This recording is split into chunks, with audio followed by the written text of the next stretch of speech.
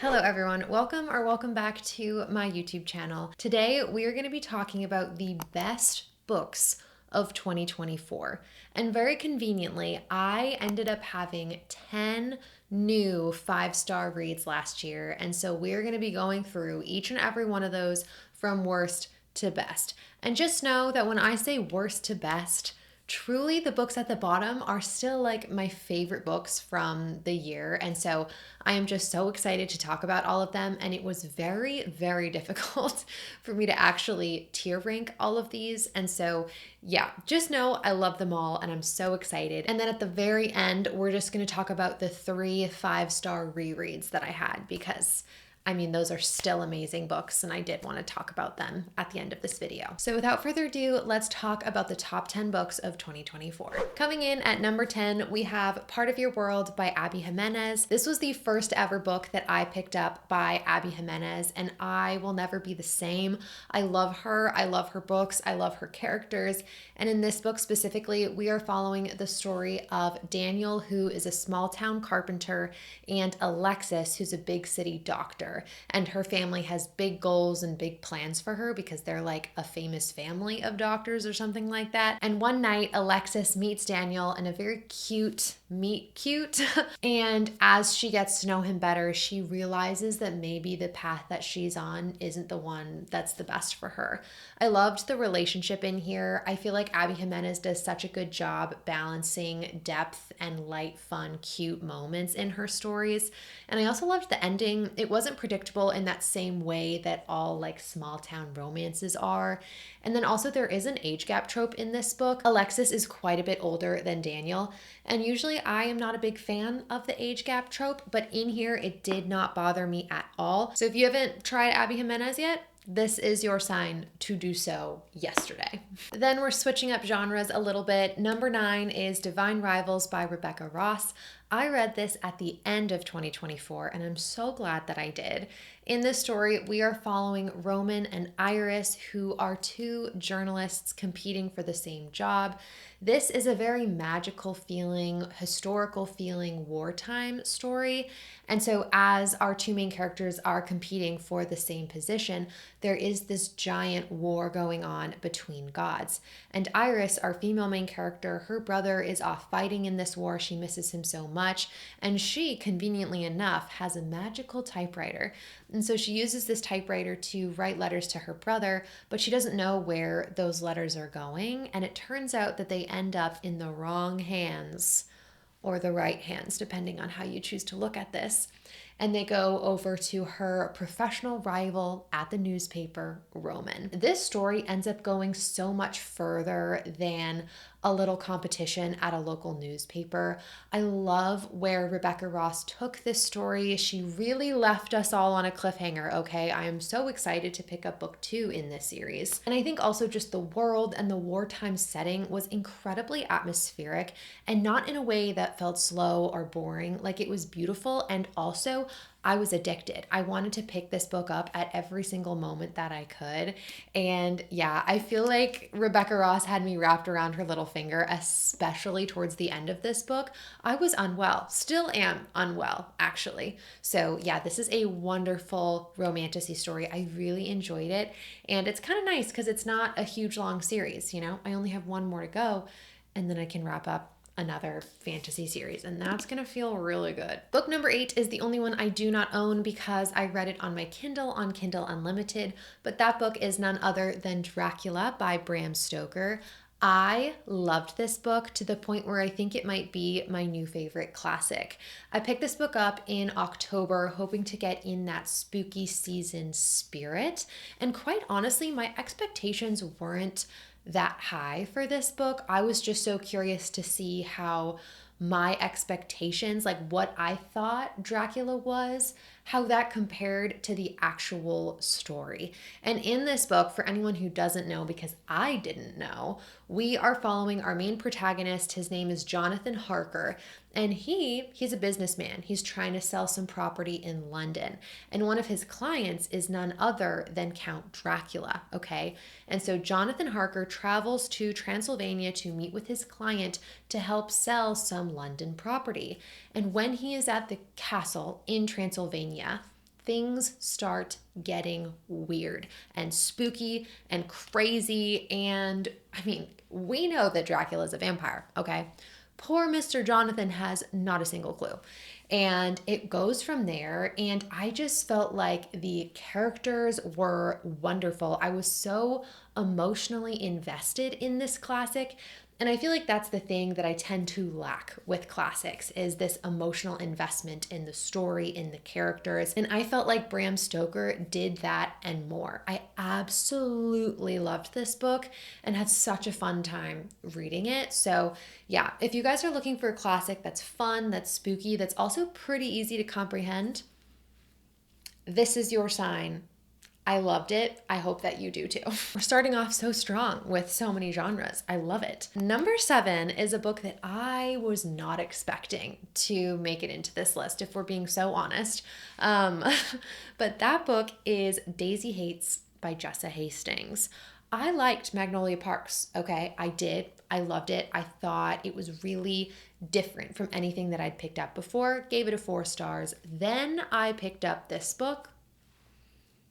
Who is she? I loved Daisy Hates. I loved Christian Hems, which I feel like is such a hot take because in this series, we are really looking at toxic relationships, toxic friendships, toxic family relationships, wealthy person drama, which unfortunately or fortunately, I cannot relate to, okay? I just thought it was so beautiful how you have these characters who are so flawed, and yet as the reader, you still want them to succeed on some level.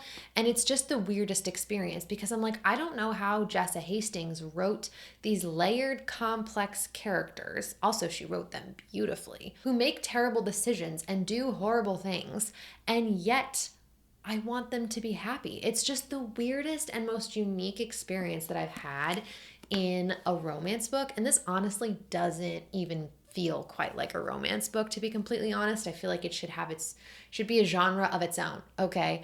But yeah, I feel like just the complexity of the characters, the uniqueness of the writing really stood out to me. And by the end of this book, like we are getting close to 500 pages in here, I was so invested. Like I started and I was invested, but then we ended and there's no going back. Like I need to know what's going to happen next.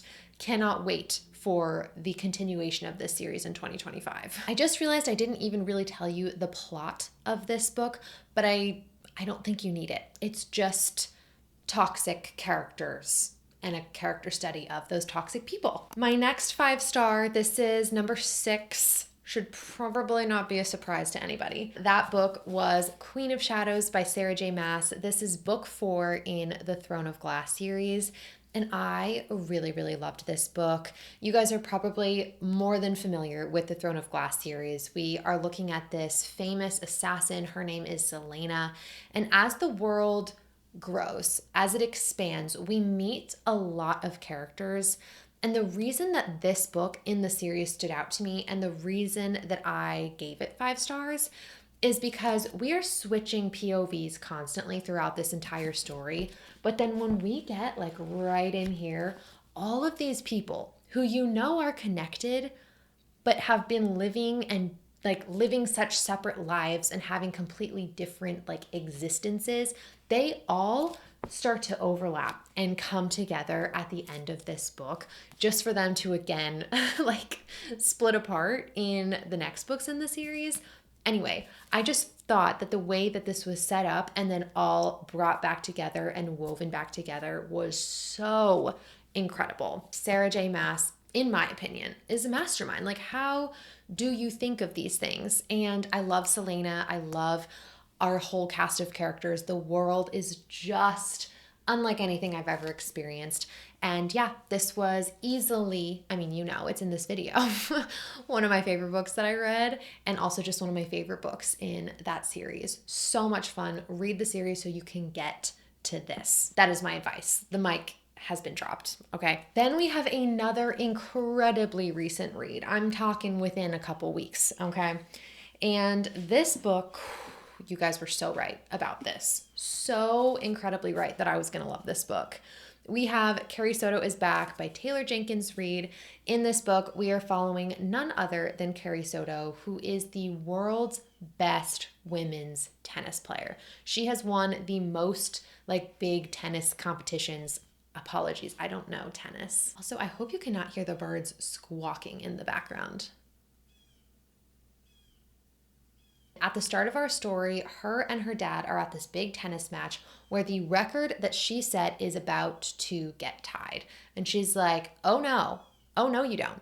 If my record gets tied, I have to go back, come out of retirement, and beat my own record because I'm the best.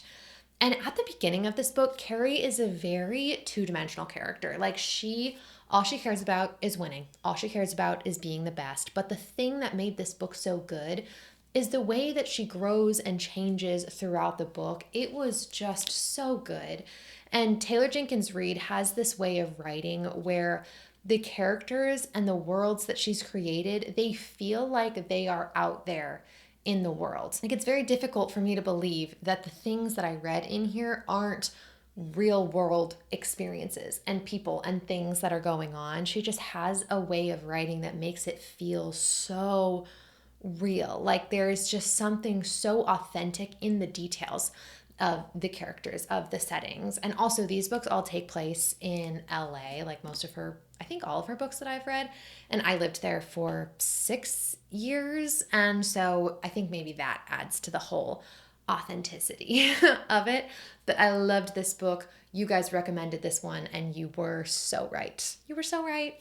And I'm so happy about it. Now, for a few lucky authors, there are some repeats in here. And so the next book, what number are we on? Number 4. That's crazy. Book 4 is Just for the Summer by Abby Jimenez. This is the 3rd book in the Part of Your World series. So I read Part of Your World, the first book we talked about. Then I read Yours Truly, which was also so good. I gave it a 4.75, so it just barely didn't make it into this video. And then I picked up Just for the Summer, and this book was so good. I loved it. And I'm so happy that I read it. It's such a funny synopsis too. Basically, we are following Justin, our male main character, and he's like, something is going on. I have a curse or something, because every time he dates someone, they break up, and then the next person that his ex meets the love of their life. And he's like, what is in the water? Why is it that every time I meet someone, they go off and find their one true love, and I am just eternally single?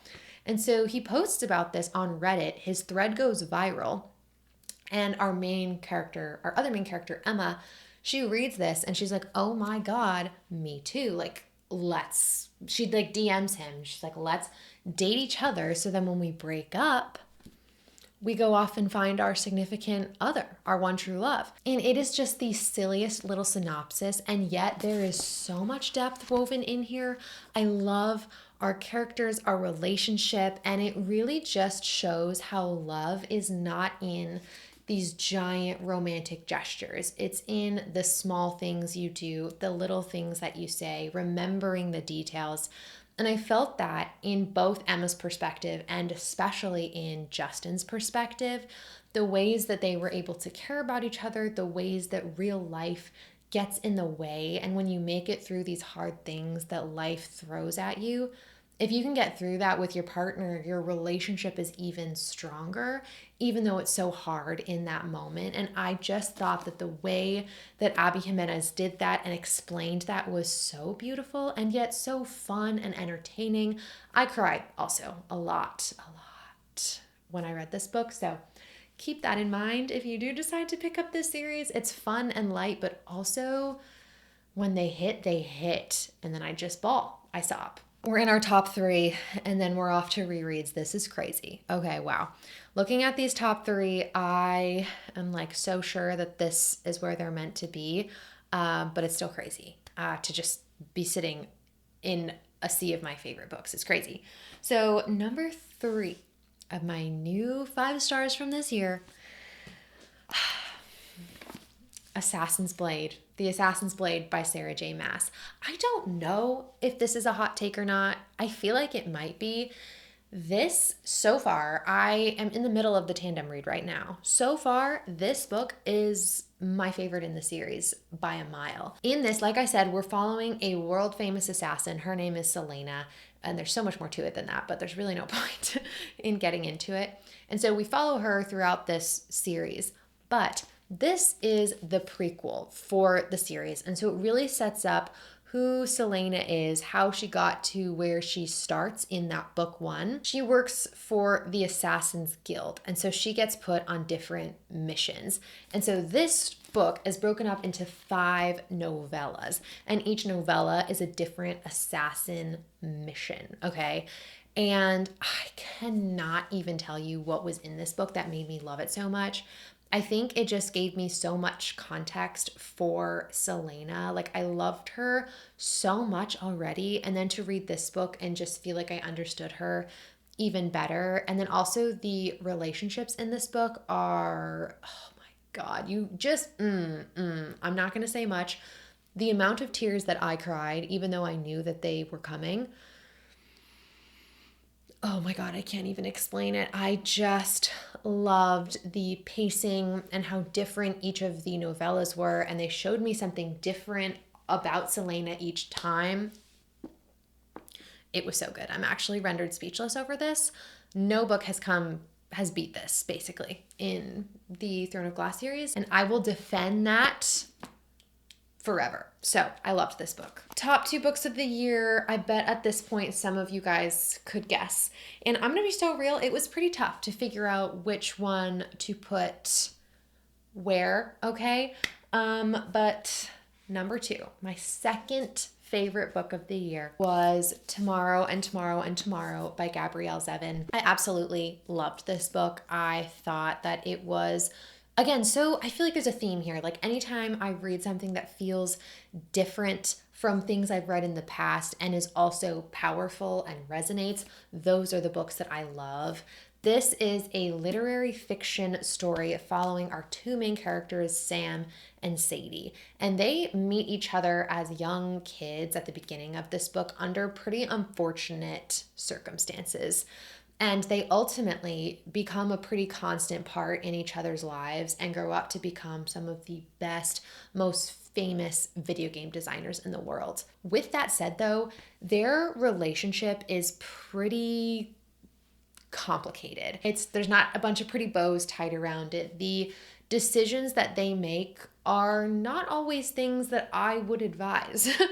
It's very, at times, frustrating to read, but I feel like the reason that I liked it is because the stories that you're reading in here feel like authentic decisions that people make. You know, like, nobody is perfect, and people make these choices that are so confusing on the outside, but to that person that's making them in that moment, they feel so right. In addition to how real everything felt in this story, again, this was one of those books where I was like, literally, how is it possible that they're not real people, like, walking around in the world? Like, I have no idea. Anyway, as I was saying, in addition to that, I also felt like the analysis in here, and the analysis in here is just beautiful. Like, there is so much that you can take away from this story. And I feel like equally as much that there is written on the page, there is off the page. Gabrielle Zevin makes these suggestions or alludes to things that are so powerful. It's the easiest example, but literally this title, Tomorrow and Tomorrow and Tomorrow, I feel like there are so many ways that you can interpret this, but my favorite is, well, first of all, it's a reference to Shakespeare, which I love, but also, you know, we have these video game designers who it's their job to create these games that people can, you know, have all this escapism and, you know, enjoy. And if their characters die, then they have another tomorrow, and, you know, you use another life and you come back and you have these infinite choices and options and lives that you get to lead. But in the world of Sam and Sadie, in their real lives, you do not get that. You can't just restart the video game and make a decision over again.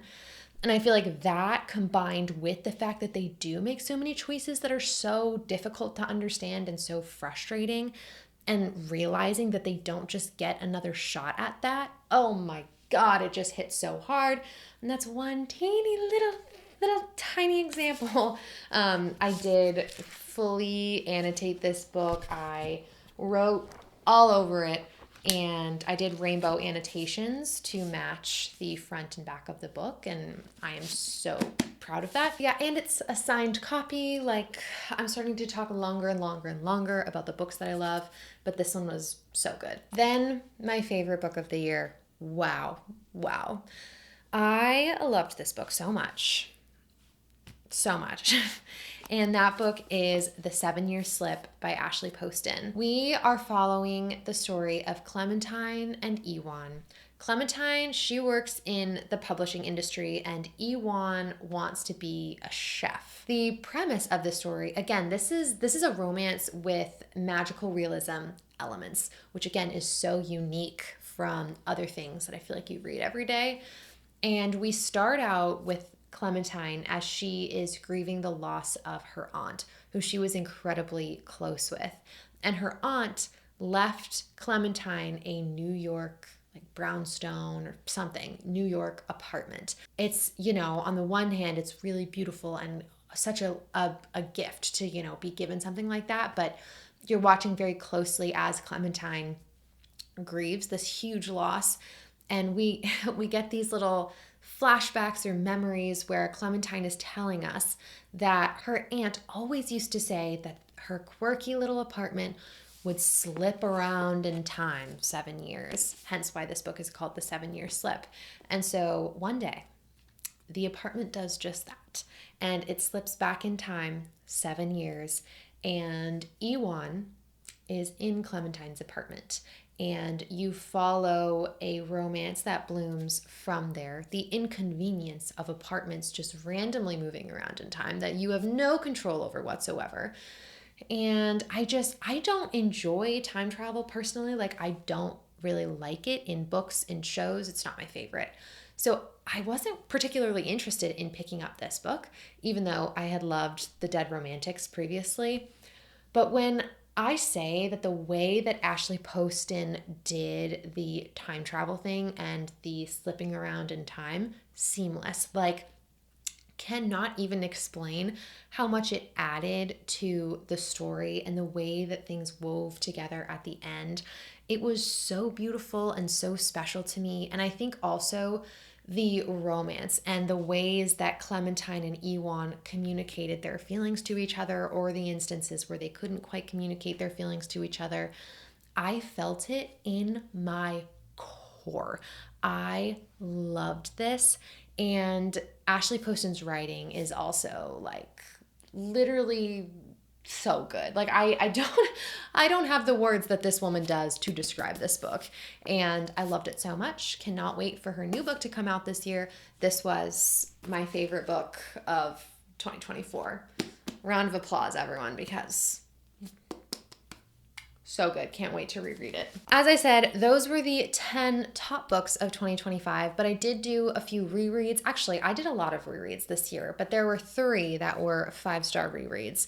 And I'm not going to talk about them that long because I've talked about them a million times, but they still deserve a place in this video.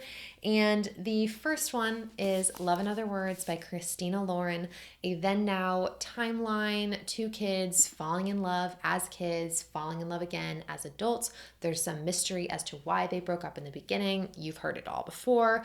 And it's just, I couldn't tell you what it is about it. Look at that. I mean, look at it. Is just, it hits every time. It hits every time. And so we're not going to get into it, but just know I loved it 2 years ago. I loved it last year. And we're still going strong with this one. Then we have Emily Henry's Happy Place. This is my favorite book of all time, period, but also just my favorite book by Emily Henry. And this was really, really fun because when I read this book this year, it was my first time doing a reread. And I feel like a reread hits in a completely different way than the first time experiencing a book. So this time I did not annotate the first time I read it, but this time I fully annotated this book and I had the most incredible experience. And there is something about Harriet and Wynn's relationship that just shatters me to pieces every time. And so This is second chance. Love in Other Words is second chance. It's my favorite. It is easily, I just love it. And then the last book that I do not own, but I did give 5 stars for the second time this year, is A Darker Shade of Magic by V.E. Schwab. This is a beautiful fantasy story and world that takes place in London, and it is incredible. I will leave you with this, okay? In this world, there are 4 different Londons that our main character, Kel, can move between. And it's very, very incredibly rare for a magician to be able to move between these different Londons. You might be wondering, why are there so many Londons? Let me tell you. In each of these Londons, it kind of acts like parallel universes, but it's not written like that. They each have a varying degree of magic. So you have Red London with so much magic. Then there is White London with like some magic. There's Gray London, which is our world, where there's no magic. And then there is Black London, which is a big mystery. Nobody really knows that much about Black London. And so, yeah, it is just incredible. I loved it. And I will be reading it again in 2025. That is the plan. So yeah, love that book so much. If you guys made it all the way to the end of this video, comment down below the plant emoji. And yeah, please let me know what some of your top books from 2024 were. I would love to know so I can add them to my 2025 TBR. So yes, thank you guys so much for being here. I've had the most wonderful year with all of you. I hope you are having a great day and a great reading month, and I will see you in the next one. Bye!